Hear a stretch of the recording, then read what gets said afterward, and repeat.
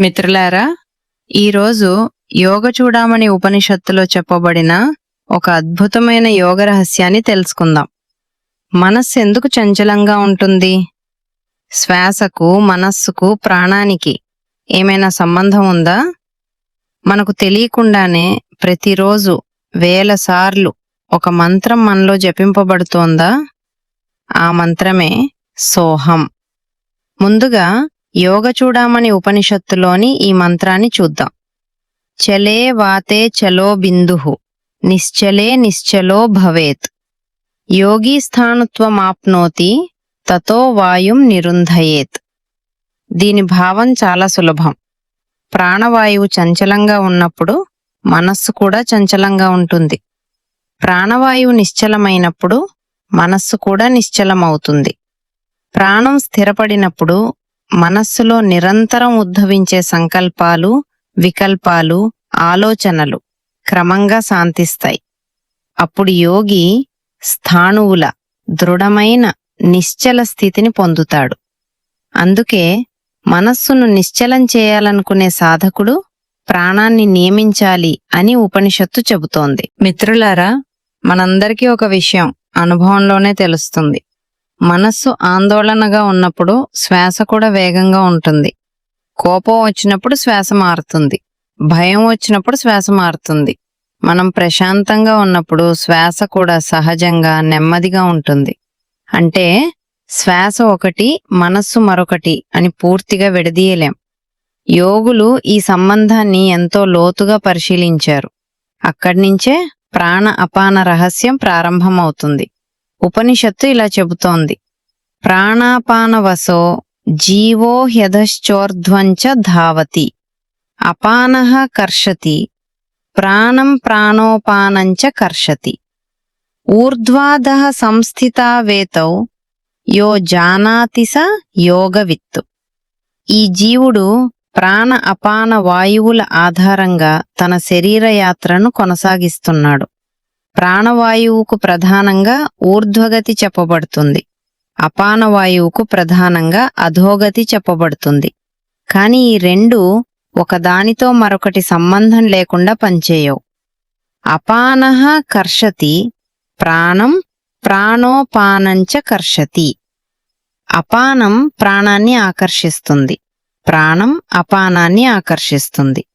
ఒకటి పైవైపు పనిచేస్తూ మరొకటి క్రిందివైపు పనిచేస్తూ ఈ రెండింటి మధ్య నిరంతరం ఒక సమన్వయం జరుగుతూనే ఉంటుంది. ఈ ప్రాణ అపానాల గమనాన్ని, వాటి పరస్పర సంబంధాన్ని ఎవడు తెలుసుకుంటాడో అతడే యోగాన్ని తెలిసినవాడు అని ఉపనిషత్తు చెప్తోంది. ఇక్కడి నుంచి మరింత అద్భుతమైన విషయం వస్తుంది. మన ప్రతి శ్వాసలో ఒక మంత్రం నడుస్తోంది అని ఉపనిషత్తు చెప్తోంది. హకారేణ బహిర్యాతి సకారేణ విసేత్ పునః, హంస హంసేత్యముం మంత్రం జీవో జపతి సర్వదా. ఇక్కడ ఎంతో జాగ్రత్తగా అర్థం చేసుకోవాలి. శ్వాస బయటికి వెళ్తున్నప్పుడు హా, శ్వాస లోపలికి వస్తున్నప్పుడు స. ఈ విధంగా సహజమైన శ్వాసలో హంస హంస అనే అజపా మంత్రం నిరంతరం జరుగుతూనే ఉందని ఉపనిషత్తు వివరిస్తోంది. ఇదే సాధన సంప్రదాయంలో తిరిగి అంతర్ముఖ భావంతో సోహంగా కూడా చెప్పబడుతుంది. సో హం అంటే స అహం, ఆ పరమతత్వమే నేను. అందుకే హంస, సోహం ఇవి పరస్పరం సంబంధం ఉన్న అజపా మంత్ర భావనలు. ఒక దృష్టిలో జీవుని సహజ శ్వాస హంసగా వినిపిస్తుంది. మరొక దృష్టిలో అదే సాధకుడిని తన స్వరూపం వైపు తీసుకెళ్లే సోహం సాధనగా మారుతుంది. మిత్రులారా, ఇందులో అద్భుతమైన విషయం ఏమిటంటే ఈ మంత్రాన్ని మనం ప్రత్యేకంగా ప్రారంభించాల్సిన అవసరం లేదు. మన శ్వాస ప్రారంభమైనప్పటి నుంచే ఇది మనతో ఉంది.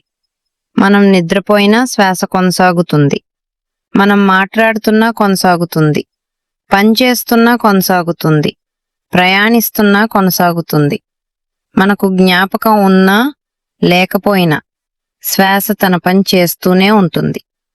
అందుకే దీన్ని అజప అంటారు. అంటే మన ప్రయత్నంతో మాత్రమే జరిగే జపం కాదు, సహజంగా జరుగుతున్న జపం. ఉపనిషత్తు ఈ సహజ జపానికి ఒక సంఖ్యను కూడా చెబుతోంది. షట్శతాని దివారాత్రం సహస్రాణ్యేక వింశతిః. ఏతత్ సంఖ్యాన్వితం మంత్రం జీవో జపతి సర్వదా. ఒక అహోరాత్రంలో జీవుడు ఈ సహజ మంత్రాన్ని 21,600 సార్లు జపిస్తున్నాడని యోగశాస్త్ర సంప్రదాయం చెబుతోంది. అంటే 21,600 శ్వాసలు. కానీ మిత్రులారా, ఇక్కడ సంఖ్య కన్నా గొప్ప విషయం ఇంకొకటి ఉంది. మన జీవితం మొత్తం శ్వాసలతోనే నడుస్తోంది. ప్రతి శ్వాస మనకు జీవితం ఇస్తోంది. అదే ప్రతి శ్వాసను యోగి సాధనగా మార్చుకుంటాడు. అందుకే ఉపనిషత్తు దీన్ని సాధారణ మంత్రంగా కాకుండా అజపా గాయత్రి అని పిలుస్తోంది. అజపానామ గాయత్రి యోగినాం మోక్షదా సదా. యోగులకు మోక్షాన్ని ప్రసాదించే గాయత్రిగా దీన్ని ప్రశంసిస్తోంది. ఎందుకు? మనస్సు సహజంగా బయటకు పరుగెడుతుంది. ఏదో ఒక రూపం, ఏదో ఒక శబ్దం, ఏదో ఒక కోరిక, ఏదో ఒక జ్ఞాపకం, ఏదో ఒక భయం, ఏదో ఒక భవిష్యత్ ఆలోచన. ఇలా మనస్సు ఎప్పుడూ బయట ఏదో ఒకదాన్ని పట్టుకొని తిరుగుతూ ఉంటుంది. కాని సాధకుడు తన దృష్టిని శ్వాస వైపు తిప్పినప్పుడు, బయటికి వెళుతున్న శ్వాసను గమనించినప్పుడు, లోపలికి వస్తున్న శ్వాసను గమనించినప్పుడు, ఆ శ్వాసతో సహజంగా నడుస్తున్న సోహంభావంలో నిలిచినప్పుడు మనస్సుకు ఒక అంతర్ముఖ ఆధారం లభిస్తుంది. కొద్ది కొద్దిగా బాహ్య చలనం తగ్గుతుంది. ప్రాణం శాంతిస్తుంది. ప్రాణం శాంతించిన కొద్దీ మనస్సు శాంతిస్తుంది. మనస్సు శాంతించిన కొద్దీ సాధకుడు తనలోకి మరింత లోతుగా ప్రవేశిస్తాడు. అందుకే యోగంలో శ్వాసను కేవలం గాలి రాకపోకగా చూడరు. అది మనస్సుకు ద్వారం, ప్రాణానికి ద్వారం, ప్రాణానికి ద్వారం, అంతర్ముఖతకు ద్వారం, చివరకు స్వరూపాన్వేషణకు కూడా ద్వారం. ఉపనిషత్తు అజపా గాయత్రి మహిమను ఇంకా గొప్పగా కీర్తిస్తూ ఇలా చెబుతోంది. అనయా సదృశీ విద్య, అనయా సదృశో జపః, అనయా సదృశం జ్ఞానం న భూతం న భవిష్యతి. ఈ అజపా గాయత్రితో సమానమైన విద్య లేదు. దీనితో సమానమైన జపం లేదు. దీనితో సమానమైన జ్ఞానం లేదు. గతంలో లేదు, భవిష్యత్తులో కూడా ఉండదు అని దీని మహిమను అత్యున్నతంగా ప్రశంసిస్తోంది. శ్వాస, ప్రాణం, హంస, అజపా గాయత్రి, సోహం ఇవన్నీ సాధకుడిని ఒకే దిశలో తీసుకెళ్తున్నాయి. బయట నుంచి లోపలికి, చంచలత్వం నుంచి నిశ్చలత్వానికి, మనస్సు నుంచి సాక్షిత్వానికి, జీవభావం నుంచి స్వరూప జ్ఞానానికి. అందుకే మిత్రులారా, సోహం మంత్రం యొక్క గొప్పతనం దాని సహజత్వంలోనే ఉంది. మన శ్వాసే జపమాల, మన జీవమే సాధన క్షేత్రం. ప్రతి ఉచ్ఛ్వాసం, ప్రతి నిశ్వాసం, ప్రతి నిశ్వాసం, మనతి నిశ్వాసం మనలను అంతర్ముఖులుగా చేసే ఒక అవకాశం. సో హం, సో హం, సహ్ అహం. ఆ పరమతత్వమే నేను. గురువు మనకు కేవలం మంత్రాన్ని మాత్రమే ఇవ్వరు. మనలోకి మనం ప్రయాణించే మార్గాన్ని చూపిస్తారు. అప్పుడు ప్రతి శ్వాస సాధనగా మారుతుంది. ప్రతి శ్వాస గురూపదేశాన్ని గుర్తు చేస్తుంది. ప్రతి శ్వాస మనలను మన స్వరూపం వైపు తీసుకెళ్తుంది. సోహం, సోహం. శ్రీ గురుభ్యో నమః.